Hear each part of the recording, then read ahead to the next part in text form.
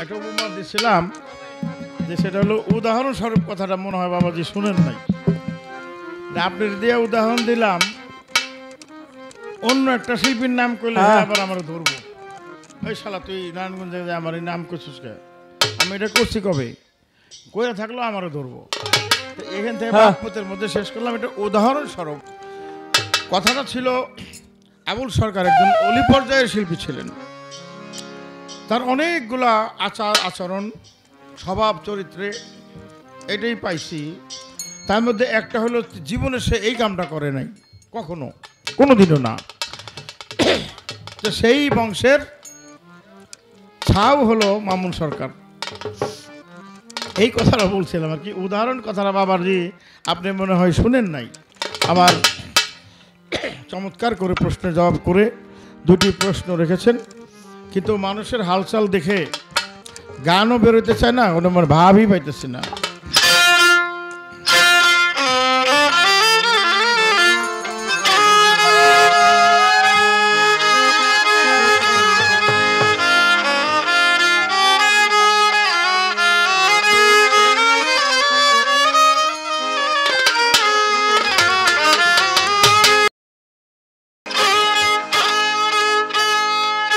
একদিন বড় পীরে, একদিন বড় পীরে মায়ের গর্ভ হতে বাহির হইয়া মায়ের ইজ্জত রক্ষা করে বড় পীরে। একদিন বড় পীরে মায়ের গর্ভ হতে বাহির হইয়া মায়ের ইজ্জত রক্ষা করে বড় পীরে। একদিন বড় পীরে মায়ের বড় পীরে, একদিন বড় পীরে ও মায়ের গর্ভ হতে বাহির হইয়া মায়ের ইজ্জত রক্ষা করে বড় পীরে। ও আমার বড় পীরে, আমার বড় পীরে, আমার বড় পীরে। আবু সালে মুসা জঙ্গি বড় পীরের পিতা, আবু সালে মুসা জঙ্গি বড় পীরের পিতা। বাড়িতে ছিল না একদিন ছিল একা মাতা, বাড়িতে ছিল না একদিন ছিল একা মাতা। আবু সালে মুসা জঙ্গি বড় পীরের পিতা, বাড়িতে ছিল না একদিন ছিল একা মাতা। পায়ে খালি বাড়ি, পাইয়া খালি বাড়ি, পাইয়া খালি বাড়ি, পাইয়া খালি বাড়ি এক ভিখারি সুযোগ বুঝিয়া বড় পীরের মায়ের কাছে ভিক্ষা চাইল যায়া অতি কৌশলে, অতি কৌশলে ডেকে বলে ও গো মা জননী, ভিখারি দুয়ারে খারা ভিক্ষা দাও এখনই, আছি অনাহারে, আছি অনাহার 3 দিন ধরে বলি মা তোমার ধারে। বড় পীরে একদিন বড় পীরে, একদিন বড় পীরে, একদিন বড় পীরে মায়ের গর্ভ হতে বাহির হইয়া মায়ের ইজ্জত রক্ষা করে বড় পীরে। ও আমার বড় পীরে, আমার বড় পীরে, আমার বড় পীরে। ভিখারিকে ভিক্ষা দিত বড় পীরের মায়, ওরে ভিখারিকে ভিক্ষা দিতে বড় পীরের মা। হাত বাহির করে যখন ভিক্ষা দিতে যায়, হাত বাহির করে যখন ভিক্ষা দিতে যায়, ভিখারিকে ভিক্ষা দিত বড় পীরের মায়। হাত বাহির করে যখন ভিক্ষা দিতে যায়, হাতের রূপ দেখিয়া, হাতের রূপ দেখিয়া, হাতের রূপ দেখিয়া, হাতের রূপ দেখিয়া পাগল হইয়া গেল সেই ভিখারি। থাপা দিয়া মায়ের হাতে ধরলো শক্ত করি, ধরে কি করিল, ধরে কি করিল মা জননীর ইজ্জত মারিবারে। মা জননীর হাতে ধরে টানাটানি করে মায়ে মনে মনে, মায়ে মনে মনে কয় তখনে ও গো সাইর আব্বানা, ইজ্জত আমার রক্ষা করো তো করিয়ে প্রার্থনা, আল্লাহ তুমি বিনে, আল্লাহ তুমি বিনে এই নিদানে কে রক্ষা করবে মোরে।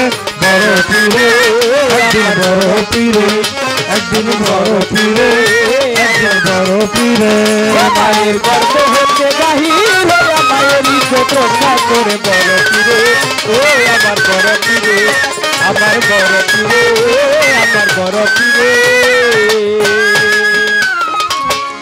আল্লাহর দরবারে কথা গেল কবুল হইয়া, আল্লাহর দরবারে কথা গেল কবুল হইয়া। মা জননীর গর্ভে ছিল বড় পীর আউলিয়া, মা জননীর গর্ভে ছিল বড় পীর আউলিয়া। আল্লাহর দরবারে কথা গেল কবুল হইয়া, মা জননীর গর্ভে ছিল বড় পীর আউলিয়া। আল্লাহর ইশারাতে, আল্লাহর ইশারাতে, আল্লাহর ইশারাতে, আল্লাহর ইশারাতে গর্ভ হতে পীরে বাহিরে আসিল। বাহিরে আসিয়া একটা বাঘের রূপ ধরিল, বাঘের রূপ ধরিয়া, বাঘের রূপ ধরিয়া থাপা দিয়ে ধরল ভণ্ডের ঘাড়ে। ঘাড়ে ধরে ইচ্ছা মতো কয়েক আছাড় মারে, ভণ্ড আছাড় খায়া, ভণ্ড আছাড় খায়া যাই মরিয়া দেহ রইল পরি। বড় পীরে চলে গেল ইজ্জত রক্ষা করি মায়ের গর্ভেতে, মায়ের গর্ভেতে পলকেতে গেল মায়ে না বুঝে তখন। মা জননী বাগটারে চতুর্দিকে খুঁজে খুঁজে আর পাইল না, খুঁজে আর পাইল না। কয় তখন আয় হে জগৎ স্বামী, বাগ পাঠে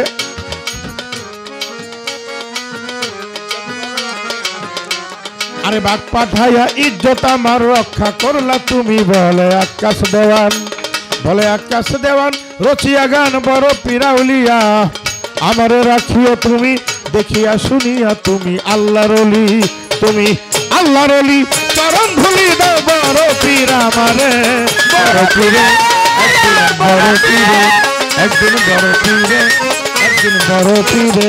মায়ের গর্ভ হতে বাহির হইয়া মায়ের ইজ্জত রক্ষা করে বড় পীরে, আমার বড় পীরে, আমার বড় পীরে, আমার বড় পীরে।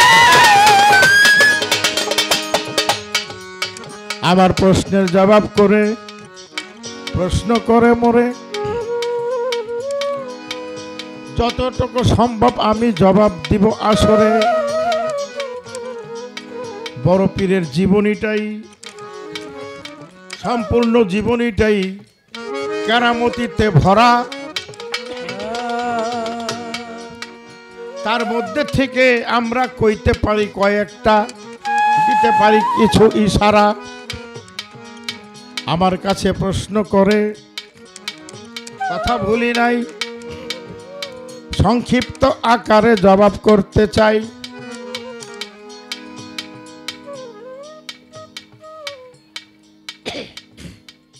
বড় পীর আব্দুল কাদের জিলানী ওয়াজ করে, তো ওয়াজ করলে মানুষের দূরের যে মানুষগুলো, এই মানুষগুলো ওয়াজ শুনতে পারে না। ওই সময় আমরা মাইক ছিল না, তো দূরের যে আওয়াজগুলা, দূরের মানুষগুলো আওয়াজ শুনতে পারে না। আমার নবী স্বপ্ন যোগে দেখা দিয়ে কয়, আব্দুল কাদের তুমি ওয়াজ করো, মানুষ ওয়াজ করে মানুষকে বোঝাও, বোঝাও না কেন, বোঝাও, ওয়াজ করো, কিন্তু ওয়াজ বেশি দূরে যায় না। আর উনি ছিলেন অনারবি, তো কয় আমি তো আরবি না, আমি তো আজমি, সেই জন্য আমার ওয়াজ মানুষ শুনে না, বেশি দূরেও যায় না কথা বললে। কয় তুমি হা করো। বড় পীর আব্দুল কাদের জিলানী হা করলেন। আমার নবী পাক মুখে একটা ফু দিয়া কিছু লালাম মুখের মধ্যে দিলেন, বলো এবার তুমি ওয়াজ করো।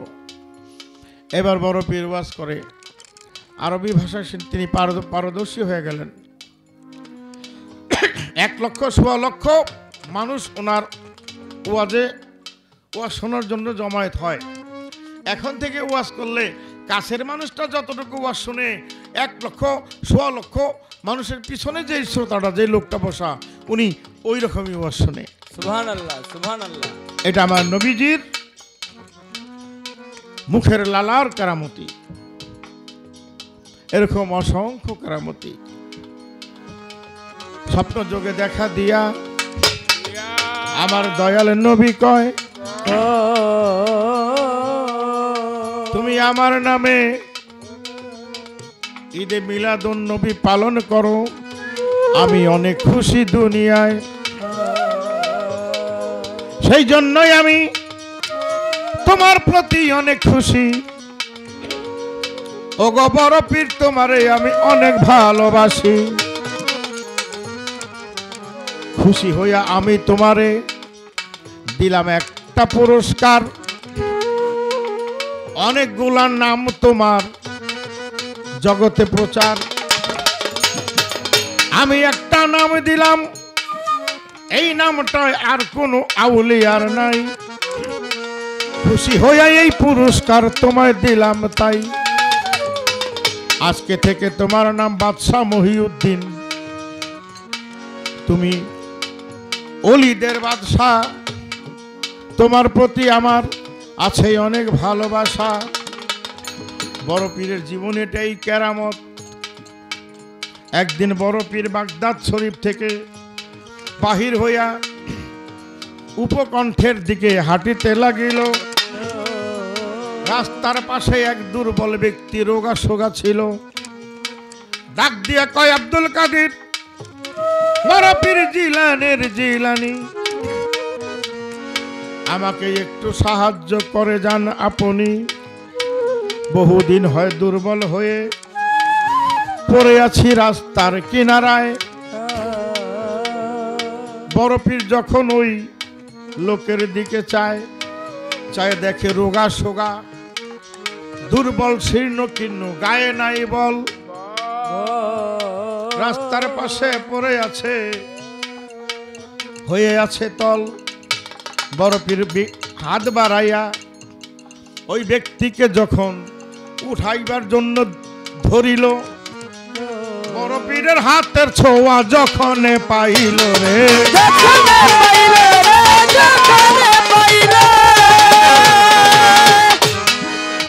দুর্বল রোগা সোগা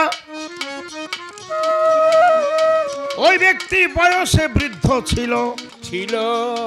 আমার বড় পীরের হাত যখন তার গায়ে লাগিল, সঙ্গে সঙ্গে যুবক হয়ে গেল।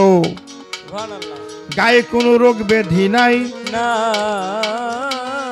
বড় পীরে মুস্কি হেসে কয়, তোমার জিগাই, একটু আগে ছিলা রোগা সোগা, দুর্বল বৃদ্ধ ছিলা তুমি, এখন কেমনে জুয়ান হইলা, রোগ শোক নাই ধরলাম যখন আমি। ব্যক্তি বলে, আব্দুল কাদের, বড় পীর আপনাকে জানাই, আমি কোনো মানুষ না, আপনাকে শুধাই। আমি মানুষ না, দেব দানব দৈত্য জিন পরি কোনো কিছুই না। আমি হলাম আপনার নবীর মনোনীত ধর্ম ইসলাম। অনেক দিন ধরে আমি দুর্বল হয়ে পড়েছিলাম। আমি ইসলামকে আগের মতো আর মানুষ পালন করে না। আপনি যখন আমার গায়ে হাত লাগাইলেন, শুনেন ঘটনা। দুর্বল ছিলাম, বৃদ্ধ ছিলাম, রোগা সোগা ছিলাম, এখন যুবক গেছি হইয়া, রোগ মুক্তি হইয়া গেছে। আমি আপনারে দেই কইয়া, আপনার কারণে আজকে আমি নবযৌবন পাইলাম।